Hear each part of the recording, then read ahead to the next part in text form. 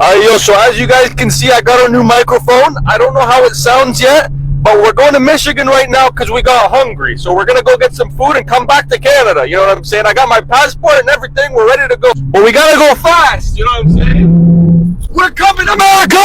We're coming! You like them young. Better never go to South Block 1. So I had the worst border experience of my life last night. My friend and I decided to go to Michigan yesterday. For only 6 hours we were there just to get some food, maybe do a little shopping and come back. So the time comes for us to come back to Canada, and we go through the Windsor border crossing under the tunnel, and when we get to the end, there's no lineup, it's just us. So we get to the part where you show them your passports and they ask you a million questions. So I give him my passport and my friend's passport who's sitting right next to me. And the guy asks us, what do you guys bring back with you? And I said, the only thing we brought back with us is one box of 250 grams tobacco. It was my friend's for his hookah. And he says, okay, well, you need to pay duties on that. So I'll write you a receipt. You go inside, you pay it, and you're good to leave. You're good to go home. So I said, that's perfect. You know, I'm being honest. I'm telling you what I have. We're good to go. But that's not the problem. We park the car and we go inside to the cashier with the tobacco with us. She does her little thing on the computer. By the way, very, very, very nice lady. And she says that the duties on that is $60, even though the tobacco was $12.99. So I said, you know what? You guys can destroy it. You know, take it. I don't want it. I'm not paying $60 for it.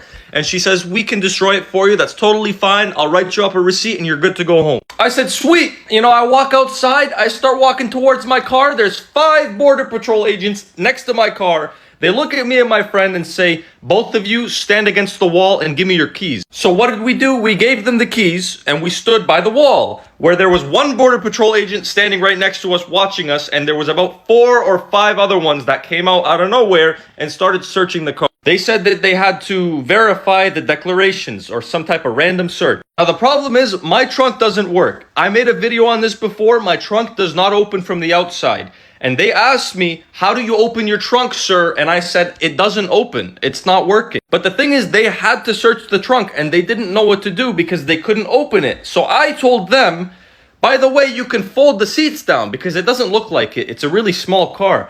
And I wanted to walk up to the car and show them how to fold the seats down. They wouldn't let me move. So I had to point where to pull the strap. Right here, I was pointing to this little red strap under the seat that you pull and the seats fold down. So they pull that strap and lo and behold, the seat folds down and they can now see the inside of my trunk from inside the car, and they start ripping everything out because I have taillights and like shoes in there from before. But it gets worse. Another Border Patrol agent spawns out of nowhere, looks at me, and again asks me, sir, how do you open your trunk? And I told him, listen, I told your colleagues already that the trunk doesn't open, but I showed them how to get in from the inside. He looks at me with a straight face and says, I bet I could make it open with a crowbar.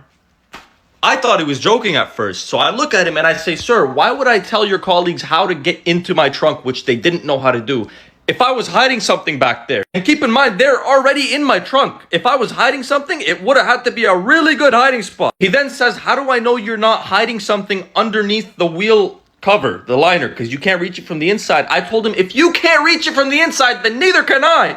I have a video on my TikTok of the trunk breaking. You can see it. It broke. I have a video of it. I'm not lying to you. I then turned to the Border Patrol agent that's been watching us this whole time, and I asked him, sir, can I take my phone out and record this for memories? And he's a little hesitant, but he says yes.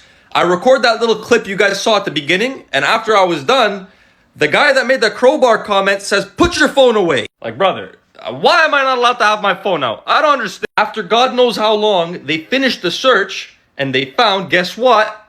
Nothing. Because I wasn't hiding anything, and I declared everything at the border. One of the agents that you saw at the beginning of the video that was searching my car gets out, looks me in the eye and says, you can fold your seat back up. Okay. Then they let us go home. Now here's my problem. I have a very high level of respect for law enforcement. I respect everything they do, and I understand. They can search you at the border whenever they want. They need zero suspicion. But you don't have to be so rude about it. I mean, I was being 100% honest with everything. No stuttering in my words. I was giving you every answer you wanted. You don't have to insinuate that you're going to pry open my trunk with a crowbar. And you don't have to tell me that you have to put your seat back up. Like you're disappointed that you didn't find something. Or treating me like I already did something wrong. Like you got me for something. You found nothing, number one. Number two, I've been cooperative the whole time. Number three, the only reason I'm in here is because I was honest with you about what I brought over the border. I don't get it.